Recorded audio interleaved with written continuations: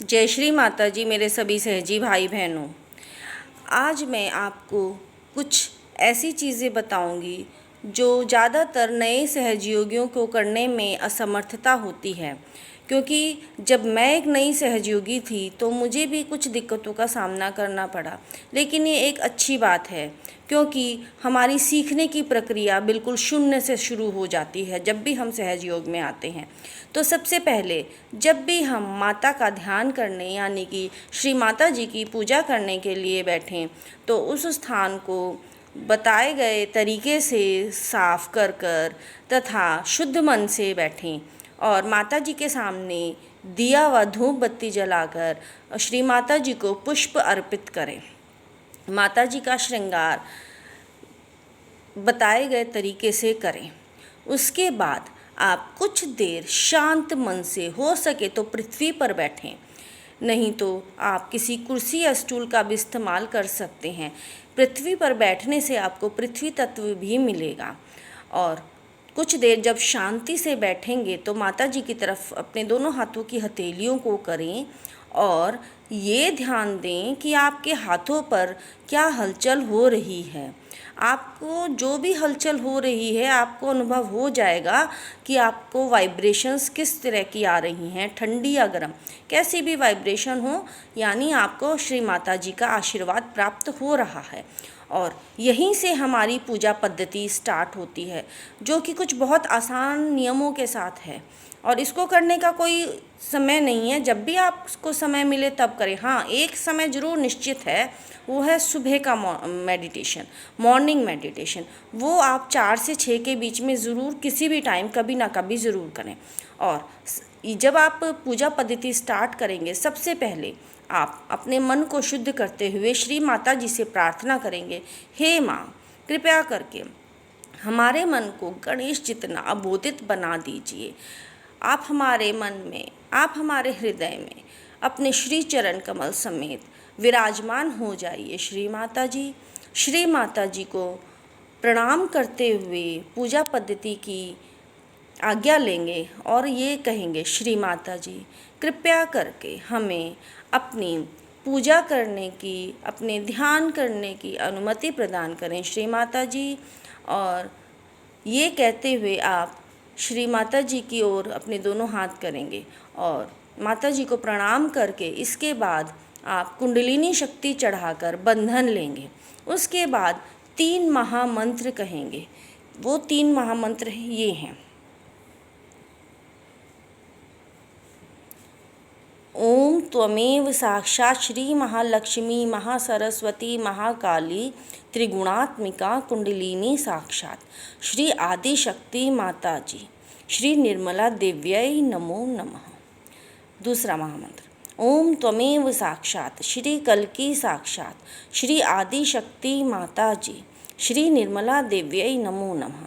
तीसरा महामंत्र, ओम त्वमेव साक्षात् श्री कल्की साक्षात् श्री सहस्त्रार स्वामिनी मोक्ष प्रदायिनी माता जी श्री निर्मला देव्यै नमो नमः। और उसके बाद जो गणेश मंत्र लेंगे उसमें हम अपना सीधा हाथ पृथ्वी की तरफ करते हुए गणेश मंत्र का उच्चारण करेंगे, जो कि इस प्रकार है, ओम त्वमेव साक्षात् श्री गणेश साक्षात् श्री आदि शक्ति माता जी श्री निर्मला देव्यै नमो नमः। उसके बाद कुछ क्षण के लिए आप ध्यान में बैठेंगे। ध्यान से यहाँ पर मेरा मतलब है कि दोबारा पुनः अपने हाथों को श्री माता जी की ओर करते हुए ये चेक करेंगे कि हमें किस तरह की ठंडी या गर्म वाइब्रेशंस आ रही हैं। और जब ये ध्यान ज़्यादा नहीं, सिर्फ 2 या 3 मिनट ही करें। उसके बाद आप अपनी नाड़ियों के संतुलन के लिए श्री माता जी से आज्ञा लेंगे।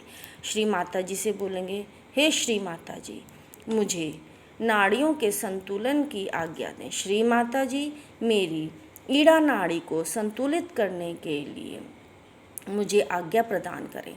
और ऐसा कहते हुए अपना सीधा हाथ पृथ्वी माता की ओर तथा सीधा हाथ पृथ्वी माता की ओर तथा उल्टा हाथ श्री माता जी की ओर करते हुए श्री माता जी से कहेंगे, हे माँ, कृपया करके आप मेरी ईड़ा नाड़ी की सारी अशुद्धियाँ, सारी नकारात्मकताएं, सारी बाधाएं, सारी बीमारियाँ आदि और सारी अशुद्ध इच्छाएं इस पृथ्वी तत्व में विलीन करने की कृपया करें।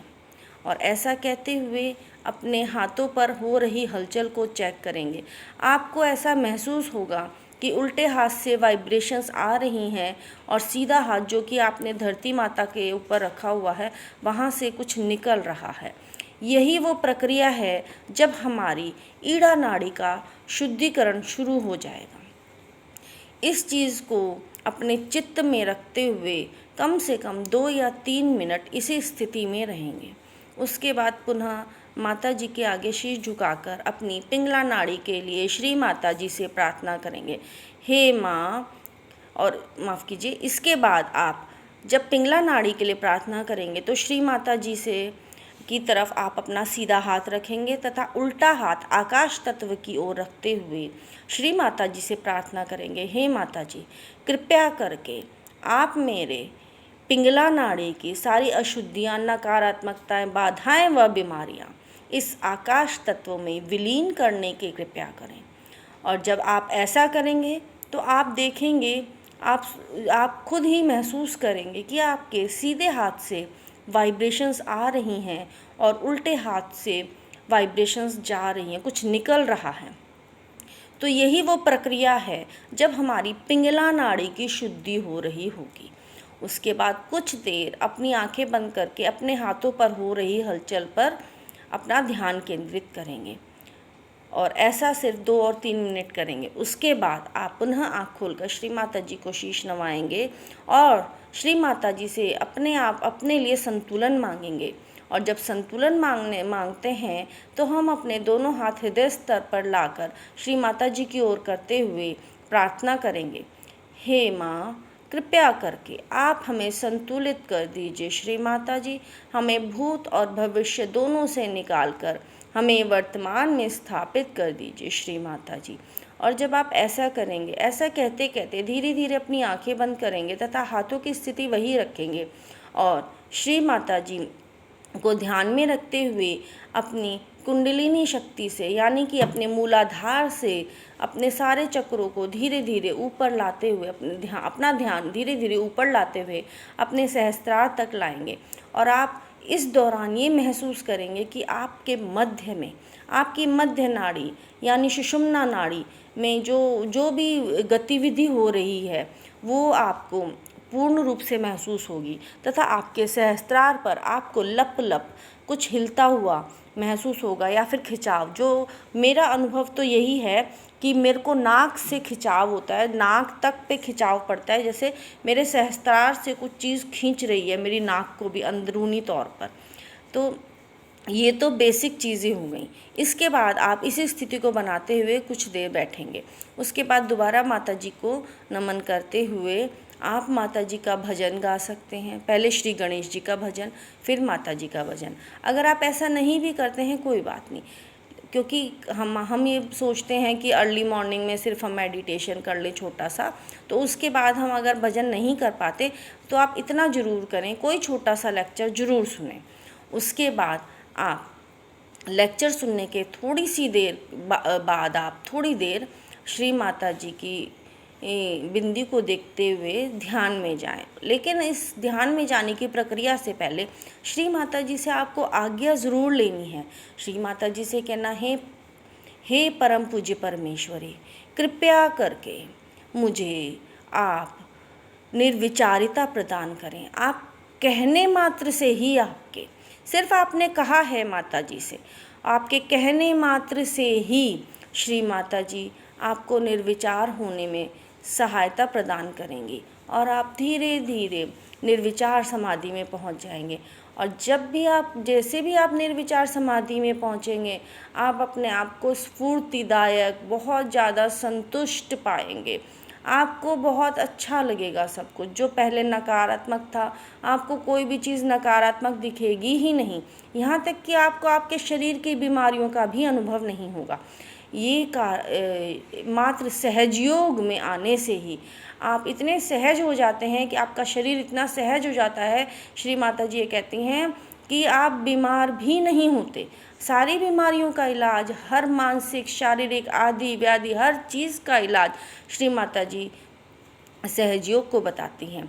तो इसीलिए श्री माता जी ने इसको हमें एक आशीर्वाद स्वरूप दिया है और इसके लिए श्री माता जी ने बहुत मेहनत की है और हम उन कुछ लोगों में से हैं जिन्हें चुना गया है सहजयोग के लिए, जिन्हें चुना गया है सहजी बनाने के लिए। उसके बाद श्री माता जी के प्रवचन के बाद अपना शीश नवाते हुए आरती के लिए खड़े होंगे तथा आरती की प्रक्रिया करने के बाद खड़े खड़े 3 महामंत्र बोलेंगे और श्री माता जी का जयकारा लगाएंगे। उसके बाद बैठकर पुनः कुछ देर ध्यान समाधि में जाएंगे। उसके बाद ध्यान के बाद हम श्री माता जी को धन्यवाद कहेंगे कि हे माँ, हे परम पूज्य परमेश्वरी, आज की इस सूक्ष्म पूजा व ध्यान की प्रक्रिया के लिए हम आपके सदा सदा ऋणी व आभारी हैं। श्री माता जी, यदि इस पूजा व ध्यान की प्रक्रिया के दौरान हमसे कोई त्रुटि हो गई हो तो श्री माता जी हमें आप क्षमा करें, जिसके लिए हम आपके सदा सदा ऋणी व आभारी रहेंगे।